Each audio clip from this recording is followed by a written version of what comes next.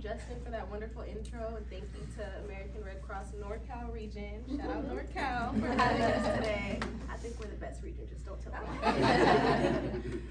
As Justin mentioned, my name is Nivia Charles. I am a sickle cell warrior, which means at birth I was diagnosed with sickle cell disease type SS. That is a genetic blood disorder that mutates your genes from being able to be round donuts like the ones that y'all have in the back that are all tasty, that can deliver oxygen to all the necessary parts of your body, into something that is like a sickle shape, hence the name sickle cell.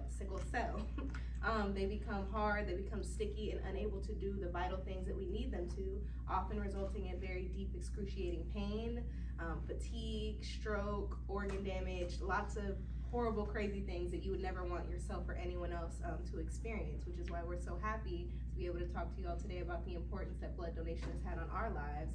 As I said, I have sickle cell type SS, but there are a range of sickle cell forms that can impact a lot of us in your community, like my friend here, Noah.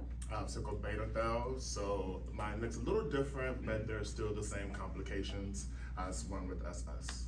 Yeah, so for my entire life, as long as I can remember at least, I have had to depend on blood transfusions to be able to keep myself alive and thriving. As I'm walking in today, if you hadn't known what the agenda was, you might not have known that I'm a person with sickle cell disease. I'm super loud, super bright, talkative, always on the front lines of whatever social change I can be, and always doing what I can to be the extrovert that I was born to be. However, that can be very difficult when my blood, the life force that is keeping me going, isn't doing what it needs to do.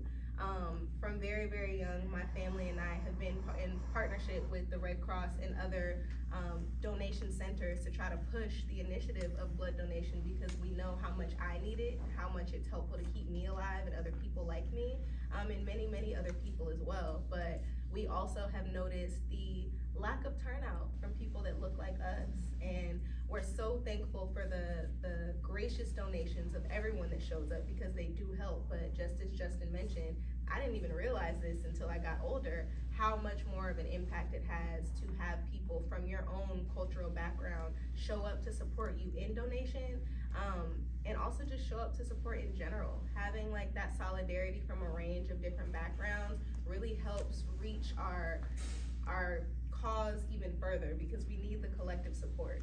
So I'm really glad that we're able to be here today to tell you a little bit about sickle cell. I gave you a little of what the biology looks like, but I think the lived experience and impact of sickle cell is definitely something that can connect to you all better. I know that my good friend Noah here is an extremely amazing person, very well accomplished, but he's so humble.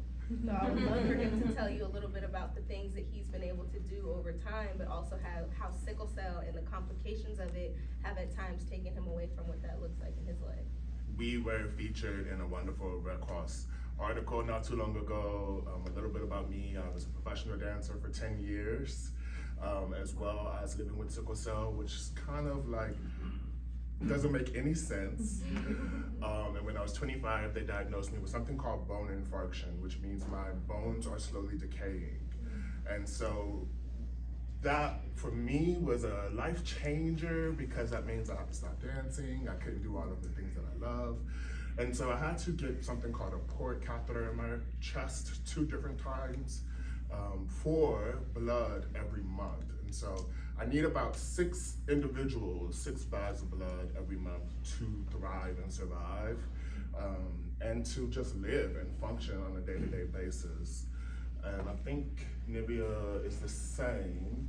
And so one of the things we do in Sickle Cell Anemia Awareness of San Francisco, which I'm the director of operations of, is really empower our community to go out, donate blood, bring a friend, and just share our stories so that folks really know the impact that it has on all of us. And so I want to shout out Ed Faso for giving us a space to donate in Oakland. And my aunt was there, and I didn't even know she was a donor, and she has been donating blood for a while. And I said, you know what, this is going to strengthen that relationship and deepen that ask. And so, yeah. I would again like to give a shout out to Ed Faso. He's been a great partner with us at Sickle Cell Anemia Awareness of San Francisco. We are a Northern California based sickle cell organization. we had the pleasure of hosting Ed at one of our advocacy and empowerment program mini health fairs at South Beach Harbor Yacht Club in San Francisco. They happen every month, and the topic for January, timely enough, was blood donor awareness.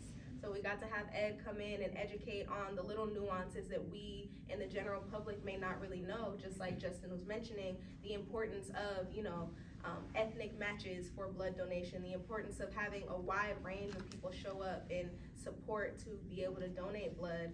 It educated me quite a lot, but what I also learned from the experience was another example of how sharing the details and the nuances of my lived experience really make that impact. I'm used to giving the overview, sickle cell, this, that, and the third, because that's how I process my life. When I'm dealing with sickle cell, there are some very tragic and albeit traumatic things that happen to us on a day-to-day basis, but in order to keep on chugging along, you kind of just gotta skate by it, right? But that doesn't leave enough space to breathe for the things that really are going on that a lot of people may not know. I bring that up because as I was kind of deepening that ask for people to show up and donate at our January event, it kind of just came on my spirit to give a little bit more detail to what that experience for me looks like. When Noah mentions, oh, he was diagnosed with bone infarcts, that essentially means that because of sickle cell, your blood cells are not able to deliver the oxygen necessary to those parts of your bones, and so they start dying. Your bones can suffocate inside of your body and start breaking apart. When he said he had to stop dancing, what he didn't mention is he also had to stop walking. I also had to stop walking. There was a period of time, as academically excellent as I've always been, thank you God for the brain cells, that I had to essentially be removed from school and be homeschooled because I physically could not get to school and walk around with the other kids my age. And I can't even tell you how many times I had to reteach myself how to walk. You're only supposed to do that once in life when you're in diapers. And having to do that countless times again and again can kind of become normalized, for people like us, but it really truly is not a normal experience. So things like that are, in my mind, very important for you all to know just how impactful it is when you stand in line, take an hour out of your day to donate something that your blood is normally creating every single day on a day-to-day basis, and creating healthy blood at that. It might not be very significant to you, it may be trivial to you, and the people, out there that may be listening, but for us, it truly is the difference between life or death, or a life of thriving, beauty, dancing, serving the community, making impact, or a life of pain. So I'm deeply, deeply grateful for all of you who not only are donors, but all of you on the Red Cross team for dedicating your life and your professions to things like this, because you are really genuinely making a difference in the lives of people like myself. And I don't take that lightly. I make sure that every time that I'm getting a blood donation or a blood transfusion, and just like Noah said, we both have had to have ports installed in our chest to be able to get them on a regular basis because of how consistently we need them. We don't even have access in our arms anymore like normal people do. So they've had to install medical devices for us to be able to continue getting that life-saving care. And I say that to say it's not lost on me how big it is to us, and I make sure that whenever I'm getting a blood donation, I'm sharing that with someone that I'm grateful for, that I'm sharing that with the world and the community by making sure that fuel that pushes me through to another day that I'm using to serve someone else. So just know you're not just helping me or just Noah or the sickle cell community, but also all the people that we're able to touch because of the donations that you're giving to us. So thank you.